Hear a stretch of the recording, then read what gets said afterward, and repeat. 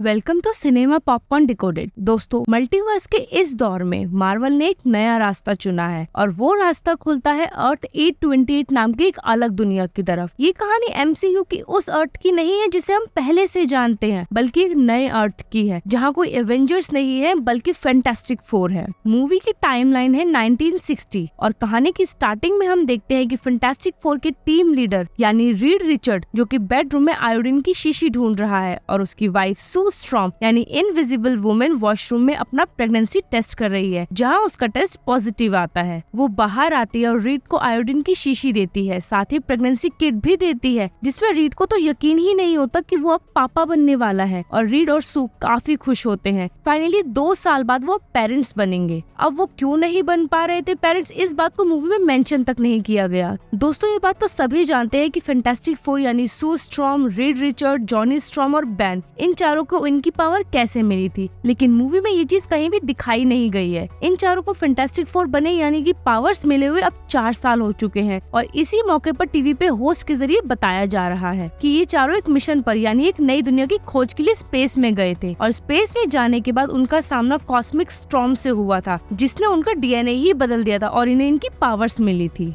साथ ही New York city में एक अंडरग्राउंड सिटी भी है जिसको चलाता है मोल मैन, जो सब कुछ अंडरग्राउंड चाहता है, और ये फैंटास्टिक फोर का पहला ऑफिशियल विलन भी है कॉमिक में, जिसको कि बहुत थोड़ी सी जगह दी गई है इस मूवी में। साथ ही फैंटास्टिक फोर की अब तक की जर्नी भी दिखाई जाती है कि कैसे उन चारों ने अब तक न्यूयॉर्क सिटी को प्रोटेक्ट किया। इधर बेन और जॉनी डिनर की टेबल लगा रहे होते हैं, लेकिन बेन कहता है कि वो दोनों इतना लेट कभी नहीं हुए कि तभी सू और रीड आते हैं। सू बताती है कि वो कुछ डिस्कस कर रहे थे, लेकिन जॉनी कहता है कि उसका फेस बता रहा है कि वो कुछ छुपा रहे हैं, और बेन बहुत गौर से सू के शाई फेस को देख रहा होता है, जो कि सीधे नजरें नहीं मिला रही होती है। बेन उससे पूछता है कि क्या वो प्रेग्नेंट है ना, और सू खुश होते हुए कहती है कि हाँ वो प्रेग्नेंट है, और साथ ही सभी खुश होते हैं और उन्हें कांग्रेचुलेशन करते हैं। इधर मीडिया और पूरी दुनिया में अब ये बात फैल जाती है कि फैंटास्टिक फोर में एक नया मेहमान आने वाला है, और यहाँ मीडिया में भी यही चल रहा है कि लड़का होगा या लड़की। और साथ ही सबसे बड़ा सवाल ये है मीडिया के अंदर कि क्या इनका बच्चा भी सुपर पावर के साथ ही पैदा होगा या फिर नहीं। रीड अपने रोबोट से यही कह रहा होता है कि उसे बेबी को स्कैन करना है पेट के अंदर ही, लेकिन तभी उसके बिग कंप्यूटर पर एक सिग्नल स्पेस से रिकॉर्ड होता है। रीड रोबोट से कहता है कि इसे रिकॉर्ड करके पता करते हैं कि क्या है, और तभी जॉनी आता है और रीड उसे बताता है कि आज फिर से स्पेस से सिग्नल मिला है। साथ ही कहता है कि मुझे आज एक टेस्ट करना है जिसका नाम है ब्रिज टेलीपोर्टेशन टेस्ट, यानी रीड रिचर्ड किसी ऐसी टेक्निक पर काम कर रहा है जिससे वो किसी दूसरी डिमेंशन में झांक सके या वहाँ किसी को टेलीपोर्ट कर सके। रीड एक छोटे टेलीपोर्टेशन ब्रिज से एक अंडे को दूसरे ब्रिज पर टेलीपोर्ट करवा देता है, जो कि उसी की लैब में रखा हुआ है, लेकिन इस काम में लगती है बहुत सारी इलेक्ट्रिसिटी, जो कि उसके घर यानी बिल्डिंग की इलेक्ट्रिसिटी को उड़ा देती है। इधर जॉनी अपने रूम में वो स्पेस सिग्नल को लेकर आता है और उन्हें रिकॉर्ड पर सुनता है, जो कि किसी फीमेल वॉइस में अलग ही लैंग्वेज में है। जॉनी सोच रहा है कि ये किसकी आवाज है और ये किस प्लेनेट से आ रही है। वहीं दूसरी तरफ सू पहले बेबी रूम में जाती है, जहाँ रोबोट बेबी का बेड बना रहा होता है। उसके बाद सू आती है लैब में, जहाँ रीड उसे वो टेस्ट करवाने के लिए कहता है जिसमें बेबी का ब्रेन चेक किया जा सके, लेकिन सू अपनी पावर से सीधा रीड को बच्चा ही दिखा देती है, वो भी बिना किसी सोनोग्राफी मशीन से। सू की टमी में बेबी बिल्कुल ठीक है और उसका ब्रेन भी। रीड पहली बार अपने बच्चे को देख रहा है, जो कि सुकून से अपनी माँ के पेट में सो रहा होता है। इधर बैन एक सुपर हीरो तो है, लेकिन न्यूयॉर्क में सब उसे एक नॉर्मल इंसान की तरह ट्रीट करते हैं। बच्चे उसे उसकी पावर देखने के लिए जिद करते हैं, और बैन सबका मन रखने के लिए वहाँ रखी गाड़ी को उठा लेता है। उसके बाद पूरी फैमिली रात को डिनर के लिए तैयार हो रही होती है। तभी रीड वहाँ पर आकर सबको शहर में घूमते पुलिस ड्रोन दिखाता है, जो कि शहर की सेफ्टी के लिए उसने बनाए हैं। तभी आसमान में एक येलो लाइट से पूरा आसमान जगमगा जाता है। रीड जॉनी को भेजता है देखने के लिए, और जॉनी आसमान में जाकर देखता है कि एक मेटेलिक सिल्वर शेप में बनी सिल्वर सर्फर नीचे आ रही है, और साथ ही फैंटास्टिक फोर की टीम भी आ जाती है। और सिल्वर सर्फर आकर सीधा फैंटास्टिक फोर से पूछती है कि क्या वही है इस दुनिया को प्रोटेक्ट करने वाले, और सू जवाब देती है कि हाँ हम ही हैं। सिल्वर सर्फर उन्हें वार्निंग देती है कि उनकी दुनिया खत्म होने वाली है, और ये ऐलान है गैलेक्टस का, और पूरी दुनिया के लोगों से कहती है कि अब अपने लोगों के साथ यानी फैमिली के साथ टाइम स्पेंड करो, जितना भी टाइम आप लोगों के पास बचा है।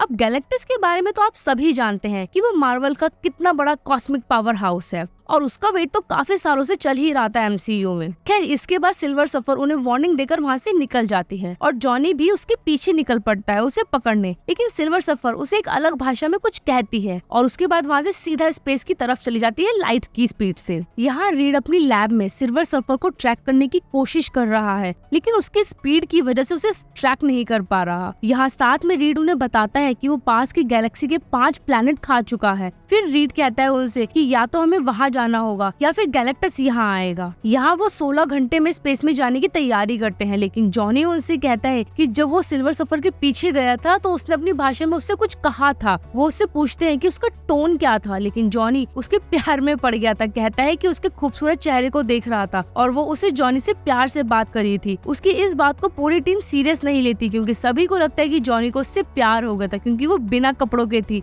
लेकिन रीड कहता है कि वो न्यूड नहीं थी बल्कि स्पेस पॉलीमर से ढकी हुई थी। कुछ देर बाद जॉनी अपने रूम में बैठे हुए उसी भाषा के बारे में क्लू ढूंढ रहा होता है। तभी वहाँ सू आती है और जॉनी सू को बताता है कि उसके पास काफी सारी कैसेट है जिसमें वही आवाज मिलती है और जिसमें सारी आवाजें एक जैसी होती है। सू उसकी बात पर उस टाइम भी यकीन नहीं करती और जॉनी से कहती है कि रीड उसे लैब में बुला रहा है। जॉनी रीड से मिलने लैब में आता है। रीड जॉनी को बताता है कि उसने सभी के लिए न्यू स्पेस सूट बनाए हैं और ये सुनकर जॉनी रीड को गले लगा लेता है और अपना सूट लेकर वहाँ से चला जाता है। फिर चारों एक ऑडिटोरियम मीडिया के सामने अनाउंस करते हैं कि एक बार वो फिर से स्पेस में जाएंगे गैलेक्टस का पता लगाने, या फिर यूं कहें कि उसे मारने जाएंगे। उसी रात रीड सू को बताता है कि ये इतिहास में पहली बार होगा कि कोई प्रेग्नेंट लेडी इस मिशन पर जाएगी, लेकिन यहाँ रीड को सबसे ज्यादा अपने बेबी की चिंता है। लेकिन सू बात को टालते हुए कहती है कि उसे इस बार का सूट काफी पसंद आया है और उन गैलेक्टस के पास जाने का टाइम आ गया है। और वो चारों स्पेसशिप में बैठते हैं और उनका लॉन्च शुरू होता है जिसे कि सारी मीडिया कवर करती है। नीचे खड़े लोग उन्हें होप से भरकर देख रहे होते हैं कि यही चारों उन्हें बचाने वाले हैं अब गैलेक्टस से। स्पेस में जाकर वो लोग वहाँ खड़े FTL इंजन से अपना स्पेसशिप को कनेक्ट करते हैं। FTL इंजन का मतलब है कि फास्टर देन लाइट, यानी ऐसा इंजन जो किसी स्पेसशिप को लाइट की स्पीड से भी तेज चला सके। और जाहिर सी बात है कि इसे भी रिचर्ड ने ही बनाया है। और फिर वो लोग लाइट की स्पीड से आगे बढ़ते हैं और वो लोग सिल्वर सफर को ट्रैक करने लगते हैं कि जहाँ वो मिलेगी वही मिलेगा गैलेक्टस। थोड़ी देर बाद वो उस प्लेनेट के पास पहुँचते हैं जहाँ सिल्वर सफर की एनर्जी ट्रैक हुई थी कि तभी वो प्लेनेट के अंदर से यानी उस प्लेनेट को चीरते हुए एक स्पेसशिप बाहर आता है जो कि इतनी बड़ी है कि उसमें खुद गैलेक्टस है। और वो लोग उस स्पेसशिप के पास जाते हैं जहाँ वो देखते हैं कि पूरा प्लेनेट तबाह हो गया है। तभी गैलेक्टस की शिप से निकलती एक लेजर लाइट जो कि उन्हें खींचना शुरू कर देती है और वो लाइट सू को स्कैन करती है कि उसके पेट में कोई है, जिससे कि सू डर जाती है। और तभी उनकी स्पेसशिप में सिल्वर सफर आती है और उन्हें बताती है कि गैलेक्टस उनसे मिलना चाहते हैं और साथ ही सू से कहती है कि उसे यहाँ नहीं होना चाहिए था। गैलेक्टस की शिप में आकर ये चारों सिल्वर सफर के पीछे चलने लगते हैं और इधर इस पूरे स्पेसशिप में बड़ी बड़ी मशीन प्लैनेट को खाकर उसकी एनर्जी बना रही है। रीड सिल्वर सफर से पूछता है गैलेक्टस क्या चाहता है, तो सिल्वर सफर बताती है कि वो चाहते नहीं है, वो तो बस खाते हैं, यानी उसे प्लैनेट चाहिए पूरा का पूरा। सू पूछती है और उसके लिए प्लैनेट कौन चुनता है। सिल्वर सफर कहती है कि मैं ही चुनती हूँ और जॉनी भी उसके पीछे जाता है बस उससे सवाल करने कि उस दिन सिल्वर सफर ने उससे क्या कहा था। सिल्वर सफर बताती है कि उसका मतलब था कि अपनों के साथ मिटो, यानी अपनों के साथ खत्म हो, और ये कह के वो आगे निकल जाती है और जॉनी बैन के साथ चलने लगता है। ये चारों आते गैलेक्टस के सामने और सबसे पहले गैलेक्टस की आंखें खुलती हैं, यानी नीली आंखें। खैर गैलेक्टस बताता है कि वो अरबों साल से भूखा है, इसीलिए वो प्लैनेट खाता है। और साथ ही गैलेक्टस कहता है कि तुम्हारे बच्चे में दुनिया बचाने की शक्ति है। साथ ही ये भी बताता है कि अगर ये बच्चा तुम उसे दे दो तो मैं तुम्हारी दुनिया बख्श दूंगा। और उन्हें वजह भी बताता है कि उस बच्चे में कॉस्मिक पावर है और वो बच्चा मेरा वारिस होगा, यानी सू और रीड का बच्चा ही होगा नेक्स्ट गैलेक्टस। लेकिन रीड उसे एक्सप्लेन करता है कि उसने अपनी बेबी के सारे टेस्ट किए हैं, वो एक नॉर्मल बेबी है। गैलेक्टस अपनी पावर से सू को हार्म करता है और उसी वक्त सू को लेबर पेन शुरू हो जाता है। सू बताती है कि बेबी आने वाला है। रीड गैलेक्टस से गुस्से में कहता है कि ना तो उसे हमारा प्लैनेट मिलेगा और ना ही हमारा बच्चा। इधर जॉनी गैलेक्टस को रोकने के लिए उस पर फायर अटैक करता है और इसी का फायदा फायदा उठाकर रीड और बेन सू को लेकर वापस भागते हैं अपने स्पेसशिप की तरफ। तभी सिल्वर सफर उन्हें रोकती है आकर, लेकिन सू अपनी पावर से उसे गैलेक्टस की स्पेसशिप में लावा में फेंक देती है और कैसे भी करके वो चारों अपनी स्पेसशिप के अंदर जाते हैं, जहाँ सू की हालत अब काफी खराब है क्योंकि उसका लेबर पेन बढ़ता ही जा रहा है। बेन गैलेक्टस की शिप से बाहर निकलता है और एफटीएल इंजन तक जाने की कोशिश करता है ताकि उसे कनेक्ट होकर जल्दी से जल्दी दूर निकल सके। यहाँ बेन बताता है कि सिल्वर सफर भी अभी हमारे ठीक पीछे है। बेन स्पेसशिप को एफटीएल की तेजी से कनेक्ट करता है और वो निकल पड़ते हैं लाइट की स्पीड से, लेकिन लाइट की स्पीड तो सिल्वर को भी मिली हुई है तो वो भी उनके पीछे आती है। सू जॉनी को कहती है कि उसे मार दे।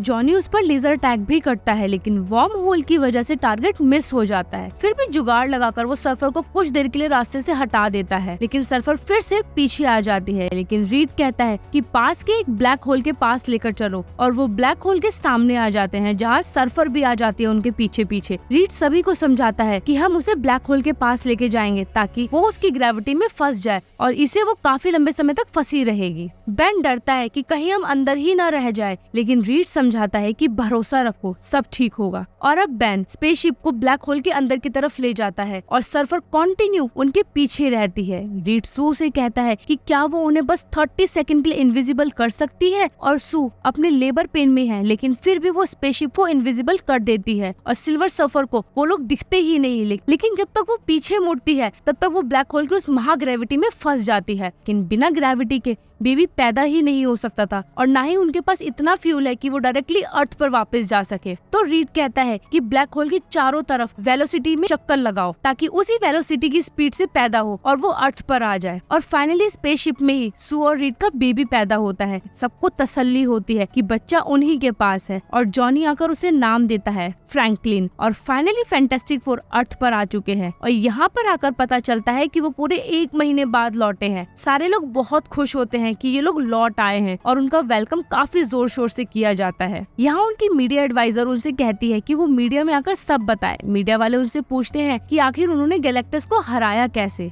बेन उनसे कहता है कि वो उन्हें नहीं हरा पाए। रीड कहता है कि उसकी डिमांड काफी ज्यादा थी क्योंकि उसे हमारा बच्चा चाहिए था और फिर हमने मना कर दिया। लेकिन इंसान तो शुरू से ही सेल्फिश है। यहाँ पर भी लोग रिचर्ड पर यही भड़क पड़ते हैं और वो कहते हैं कि गैलेक्टस को अपना बच्चा देकर हमें बचा सकते थे और ये पल बड़ा ही दुखदाई है जब कोई उसे उसका बच्चा मांगे। लेकिन रीड कहता भी क्या और वो चारों उनके सामने से चले जाते हैं। इधर कुछ वक्त बाद सिल्वर सफर ब्लैक होल से निकलकर वापस गैलेक्टस के पास आती है और उससे माफी मांगती है, लेकिन गैलेक्टस कहता है कि उसे वो बच्चा हर हालत में चाहिए। सर्फर कहते हैं कि लेकिन वो तो अभी बच्चा है, लेकिन गैलेक्टस कहता है कि वही मेरी भूख शांत करेगा जिससे कि मैं मर सकूं। यानी यहाँ गैलेक्टस अब अरबों सालों बाद मरना चाहता है। और वहीं दूसरी तरफ रीड अपनी लैब में सभी को समझा रहा होता है कि उसे नहीं पता कि गैलेक्टस क्या है। उसे बस इतना पता है कि वो हमारे यूनिवर्स से भी पुराना है और वो कोई गॉड या इंसान ये उसे भी नहीं पता। और उसे लगता है कि फ्रैंकलिन उसका वारिस है उसकी पावर्स का, और उन्हें कहता है कि उसे कुछ लेवर्स चाहिए जिससे कि अर्थ को हिला सके। इधर जॉनी अपनी बहन सू को अपने हेलमेट में रिकॉर्ड किया हुआ सिल्वर सफर का वो वीडियो दिखाता है जो उसने गैलेक्टस की शिप में रिकॉर्ड किया था। यहाँ सर्फर की आवाज और वो प्लेनेट से आती दूर आवाजों को मैच कर रहा है जो कि एक ही है। एक तरफ रीड अपनी बेबी फ्रैंकलिन का स्कैन टेस्ट करता है कि सच में उसके अंदर कोई शक्तियाँ हैं या नहीं, और उधर गैलेक्टस का स्पेसशिप अर्थ की तरफ बढ़ रहा है और पूरी दुनिया में दंगे होने शुरू हो चुके हैं। मीडिया भी फैंटास्टिक फोर को विलन की तरह पेश करने लगा है कि वो जानबूझकर अपना बच्चा नहीं दे रहे गैलेक्टस को। अगर सू और रीड अपना बच्चा दे दे तो दुनिया बचाई जा सकती है। ये देखकर सू काफी गुस्से में आ जाती है कि लोग अपने पीछे किस तरह स्वार्थी होते जा रहे हैं। बेन और जॉनी बैक्स्टर बिल्डिंग के नीचे देखते हैं कि लोगों की भीड़ जमा है जो कि अब उन पर अपना गुस्सा निकाल रही है। रीड अपनी टीम से कहता है कि ये लोग हमसे नफरत करते हैं क्योंकि इनको मौत का डर है और मौत का डर ऐसा ही होता है। तभी सू को उसके बच्चे की रोने की आवाज आती है। वो उसके पास जाती है। रीड भी उसके पीछे आता है और दोनों में इस बात को लेकर बहस होती है कि क्या वो अपना बच्चा देंगे गैलेक्टस को। लेकिन सू फ्रैंकलिन को देखते हुए कहती है कि उसे नहीं पता उसका बेबी क्या है, क्या बनेगा, लेकिन वो किसी कीमत पर फ्रैंकलिन की कुर्बानी नहीं देगी लोगों के लिए। और अब बिल्डिंग के नीचे लोग भड़क रहे हैं और फैंटास्टिक फोर पर अपना गुस्सा निकाल रहे हैं। लेकिन तभी वहाँ सू आती है फ्रैंकलिन को लेकर और कहती है कि उसके लिए सभी उसकी फैमिली है, और साथ ही बताती है कि वो इस दुनिया के लिए अपने बच्चे की कुर्बानी नहीं देगी और न अपने बच्चे के लिए इस दुनिया की कुर्बानी देगी। और भीड़ में खड़े सभी लोगों को समझाती है कि हम सब सब एक साथ उस दुश्मन से लड़ेंगे। जहाँ रीड के दिमाग में एक बार फिर से आइडिया आता है और वो अपनी टीम को बताता है कि उसे बस कुछ वक्त चाहिए जिससे वो प्लेनेट को यहाँ से कहीं और ले जाएगा जहाँ गैलेक्टस आ भी नहीं सकता, और रीड बस उसे कुछ वक्त मांगता है। और इधर रीड रिचर्ड पूरी दुनिया को अपना टेलीपोर्ट वाला एक्सपेरिमेंट दिखाता है कि कैसे वो एक अंडे को एक जगह से दूसरी जगह टेलीपोर्ट करा देता है, और साथ ही बताता है कि बस इस अंडे की जगह हमारा अर्थ होगा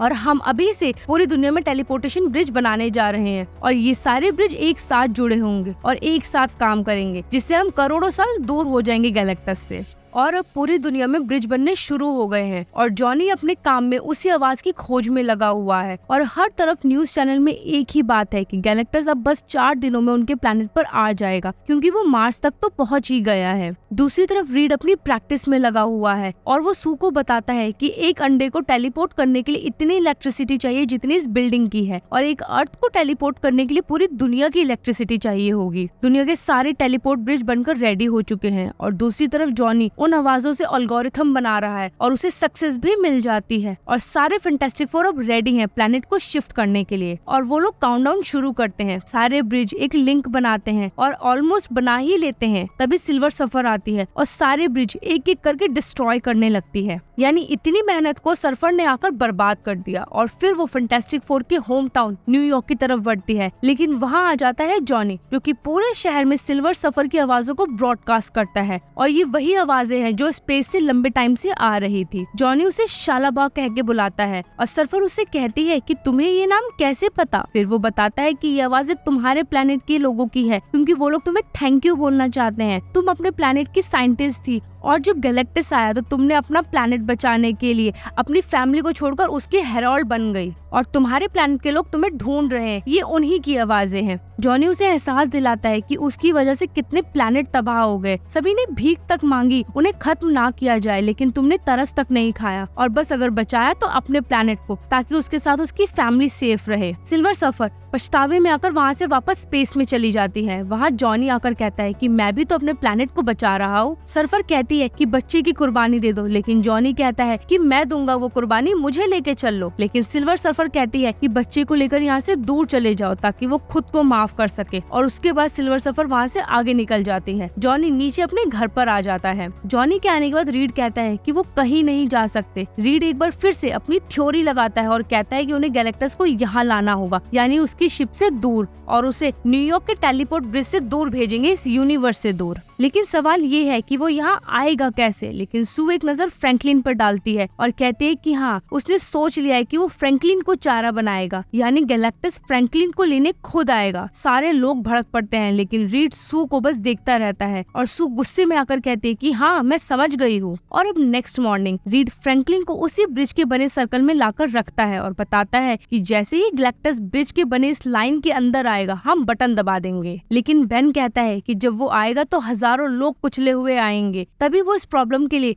मोल मैन से बात करते हैं, जो कि अंडरग्राउंड शहर का बादशाह है। सू उससे कहती है कि तुम अपने सप्टेनिया सिटी में न्यूयॉर्क के सारे लोगों को कुछ देर के लिए शिफ्ट कर लो, और सारे लोगों को सप्टेनिया में लेके आ जाता है और न्यूयॉर्क को खाली कर दिया जाता है। और उसी रात को गैलेक्टस की शिप अर्थ के आसमान में एंटर कर जाती है और गैलेक्टर अपने सिंहासन से उठता है और तैयार हो जाता है। इधर रीड और सू फ्रैंकलिन को उसी ब्रिज के बीचों बीच लाकर रख देते हैं और अपनी अपनी पोजीशंस ले लेते हैं। इधर गैलेक्टस अपनी शिप से कूदता है न्यूयॉर्क के समुद्र में और वो सिटी में एंटर करता है और अपनी आईज से स्कैन करता है कि फ्रैंकलिन कहाँ है, और फिर वो उसी तरफ बढ़ता है और फ्रैंकलिन के पास आ जाता है। इसी बीच जॉनी आता है, उसकी आंखों पर फायर से अटैक करता है। गैलेक्टस की आंखें बंद होने का फायदा उठाकर वो फ्रैंकलिन को वहाँ से निकाल कर ले जाता है और फैंटास्टिक टावर में लाकर रख देता है, और फिर पूरी टीम आकर गैलेक्टस के सामने खड़ी हो जाती है। रीड चाहता है कि गैलेक्टस बस किसी भी तरह करके उस सर्कल के अंदर आ जाए, लेकिन गैलेक्टस आते आते रुक जाता है। उसे दाल में कुछ काला दिखता है और वो नजर उठाकर दूसरी तरफ स्कैन करता है, जहाँ उसे फैंटास्टिक टावर में फ्रैंकलिन दिख जाता है। फिर वो हंसकर फैंटास्टिक फोर से कहता है कि प्लानिंग अच्छी थी वैसे उनकी, और ये कहकर फ्रैंकलिन की तरफ चल पड़ता है, जहाँ वो लोग उसे आग से जलाने की कोशिश कर रहे हैं, लेकिन वो एक कॉस्मिक एंटिटी है तो उसे क्या ही फर्क पड़ेगा। वो बेन को पकड़कर आसमान की तरफ उछालता है, लेकिन बेन तो सीधा आसमान से ऊपर स्पेस में पहुंच जाता है, जहाँ जॉनी उसे लाता है। रीड काफी मुश्किलों से गैलेक्टस के ऊपर चढ़ता है और उसकी बॉडी से ढक्कन खोल देता है, जिससे कि गैलेक्टस के अंदर भरा हुआ लावा बाहर निकलने लगता है, जो कि कि एक तरह से कॉस्मिक प्लाज्मा एनर्जी है। लेकिन गैलेक्टस रीड के हाथ और पैड पकड़कर खींचना शुरू करता है एक रबड़ बैंड की तरह, जिससे रीड को काफी दर्द होता है, लेकिन वो रीड को लगातार खींचता रहता है। बेन और जॉनी आसमान से तेजी से गिरते हैं गैलेक्टस के ऊपर, जिससे उसके हाथ से रीड निकल जाता है। गैलेक्टस अब फ्रैंकलिन को आकर फाइनली निकाल लेता है, फिर वो उसे लेके जाने लगता है। लेकिन तभी सू अपनी पावर से गैलेक्टस को रोकती है और कहती है कि मेरा बेटा मुझे दो। लेकिन तभी सू अपनी पावर से उसका सामना करती है, अपने बेटे को बचाने की कोशिश करती है। वो अपनी पावर से गैलेक्टस को उसी टेलीपोर्टेशन सर्कल के अंदर ढकेलने लगती है। सू की हालत अब खराब होने लगी है। वो पूरी ताकत से गैलेक्टस जैसी कॉस्मिक एंटिटी को धक्का देने लगती है। फ्रैंकलिन अभी भी गैलेक्टस के हाथों में है, जो कि गिरने वाला होता है। लेकिन रीड जॉनी को कमांड देता है कि वो जाकर मशीन ऑन करे। जॉनी मशीन ऑन करता है और वो पोर्टल क्रिएट हो जाता है। रीड तेजी से आकर फ्रैंकलिन को बचाता है और गैलेक्टस उसी पोर्टल के अंदर जाने लगता है। और आखिरी बार सू अपनी पूरी ताकत लगाकर गैलेक्टस को उस पोर्टल में धक्का देती है और जमीन पर गिर जाती है। लेकिन तभी गैलेक्टस वापस बाहर आने लगता है उस पोर्टल से, क्योंकि वो कोई छोटा मोटा तो है नहीं। और तभी सिल्वर सर्फर आती है और उसके चेस्ट पर फाइनल धक्का देती है और गैलेक्टस वापस पोर्टल के अंदर चला जाता है। और उसी समय पोर्टल बंद हो जाता है, यानी गैलेक्टस अब यहाँ से करोड़ों साल दूर चला गया है। सभी के सभी सू की तरफ भागते हुए आते हैं, जो कि मर चुकी है, क्योंकि उसने अपनी पूरी ताकत से गैलेक्टस को उस पोर्टल में फेंका है। लेकिन रीड उसे जिंदा करने की कोशिश करता है, उसे सीपीआर देता है कि शायद उसकी सांसें चल जाए, लेकिन कुछ नहीं होता। रीड बेन के हाथों से फ्रैंकलिन को लेकर सू के ऊपर रख देता है और जस्ट 1 मिनट बाद सू की सांसें चलने लगती है और फ्रैंकलिन उसे जिंदा कर देता है। सू कहती है कि ये हमसे बेहतर है, यानी इसकी पावर कॉस्मिक लेवल की है और पूरी दुनिया को फैंटास्टिक 4 के जरिए बचा लिया जाता है। और यहाँ होता है फैंटास्टिक 4 मूवी का एंड। लेकिन इसका पोस्ट क्रेडिट सीन हमें बताता है कि गैलेक्टस के इवेंट के 4 साल बाद सू फ्रैंकलिन को लेकर बैठी होती है और उसे स्टोरी सुना रही होती है। वो दूसरी बुक लेने अंदर जाती है और जब वो बाहर आके देखती है तो वहाँ एक ब्लैक कपड़े और मास्क में एक आदमी होता है, डॉक्टर डूम। और इससे पता चलता है फैंटास्टिक 4 की फैमिली अवेंजर्स डूम्सडे में लौटेगी। बाकी आपको ये मूवी पिछली फॉक्स की बनाई 2 फैंटास्टिक मूवी से कितनी अलग और बेहतर लगी, मुझे कमेंट्स बॉक्स में आकर जरूर बताना। मिलती हूँ आपसे किसी और एक्सप्लेन वीडियो के साथ, तब तक के लिए टिल देन बाय।